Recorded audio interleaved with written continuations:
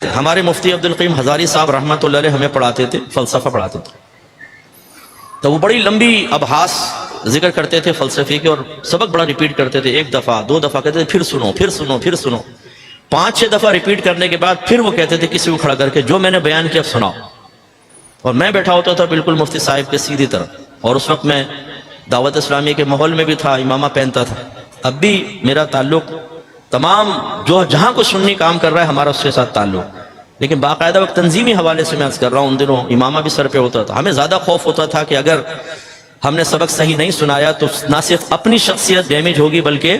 ماحول کے اوپر بھی انگلی اٹھانے کا موقع ملے گا، تنقید کا موقع ملے گا، اور یہ میں پسند نہیں کرتا، اور یہ ہر طالب علم کو ایسا ہونا چاہیے کہ آپ ایسا نہ ہو کہ ایسی حرکتیں کریں کہ آپ کا ادارہ بدنام ہو، آپ کی وجہ سے آپ کے ٹیچرز پر انگلیاں اٹھیں، آپ کو دیکھ کر کوئی یہ کہے کہ یار یہ تمہاری تربیت کی تمہارے استادوں نے۔ طالب علم بعض اوقات اپنے ذاتی مفادات کے لیے نہ استاد کی عزت کو دیکھتا ہے نہ ادارے کی عزت کو دیکھتا ہے، اسے اپنا مقصد پورا کرنا ہے،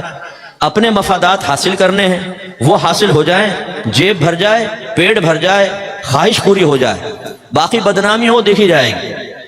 اس کا ٹھیکہ ہم نے نہیں لیا، یہ سب سے بڑی میجر مسٹیک ہے، غلطی ہے ہماری۔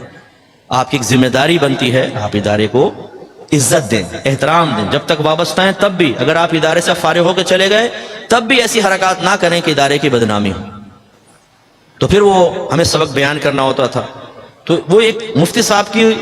ایک سختی سے، ان کے روب سے یہ برکت بڑی حاصل ہوئی کہ سنا اور یاد کر لیا، یہ بہت بڑا فائدہ ہوتا ہے۔ اکثر طالب علم سنتے ضرور ہیں، یاد نہیں کرتے، اس لیے کلاس سے باہر نکل کے پوچھیں کون سا سبق پڑھا، کیا سبق پڑھا، تو وہ ذہن میں نہیں، ہاں عبارت سے بعض اوقات نکال لیتے ہیں یا شرح وغیرہ پڑھ کر دوبارہ نکال لیں، لیکن یاد کرنے کی عادت ہونی چاہیے، یہ بعض اوقات نہیں ہوتا طالب علم۔ اور اسی طرح پھر بیان کرنا، میں اپنی اکیڈمی میں اولا سے ہی کہتا ہوں ہر طالب علم کو، آپ جو پڑھ رہے ہیں اس کو پڑھائیں، آپ جو پڑھ رہے ہیں پڑھائیں، کوئی بچہ جھمورا پکڑ دو، ایک فیس بک پر اپنا ایک پیج بنا لو اور آفر کرو مفت میں عالم بنے، بڑی سی ہیڈنگ ڈالو مفت میں عالم بنے، فقیر حاضر ہے، جو پڑھیں پڑھاتے جائیں، جو پڑھیں پڑھاتے جائیں۔ یقیناً شروع میں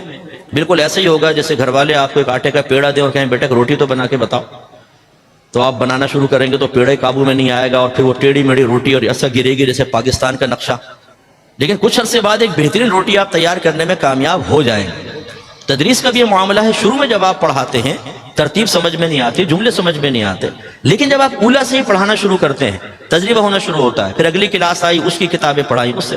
تو زمانہ طالب علمی میں ہی آپ بڑی بڑی کتابیں پڑھانے کے قابل ہو جاتے ہیں۔ اس کا فائدہ یہ ہوتا ہے کہ ایک طالب علم کم وقت میں اپنے آپ کو اپنے مسلک اور مذہب کے لیے زیادہ سے زیادہ مؤثر بنا سکتا ہے۔ ہمارے ہاں کیا ہوتا ہے، ابھی تو پڑھ رہے ہیں نا، پڑھتے جا رہے ہیں دور حدیث تخصص، اب اس کے بعد اب ہم پڑھانا شروع کریں گے۔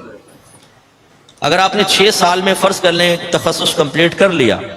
اب اس کا مطلب ہے آپ جب پڑھانا شروع کریں گے، اس سے پہلے آپ نے نہیں پڑھایا تو اولا پڑھائیں گے پہلے، یا بڑی کوئی ایک کتاب پڑھائیں گے، 1 سال تو وہ چلے گی، پھر اس سے اگلے سال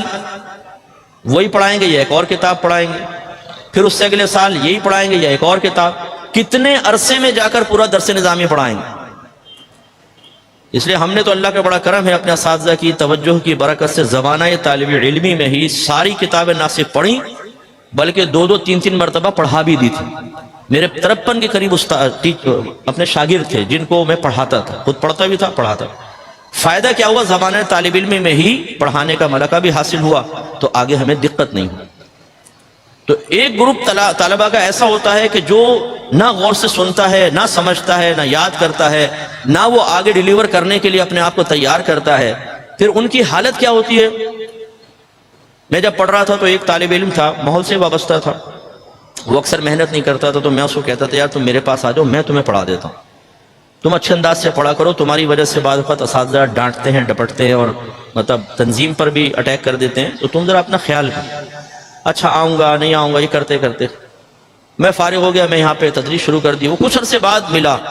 تو پتہ چلا کہ وہ برگر کی ریڑھی لگا رہا ہے، اس پہ برگر بیچ رہا ہے۔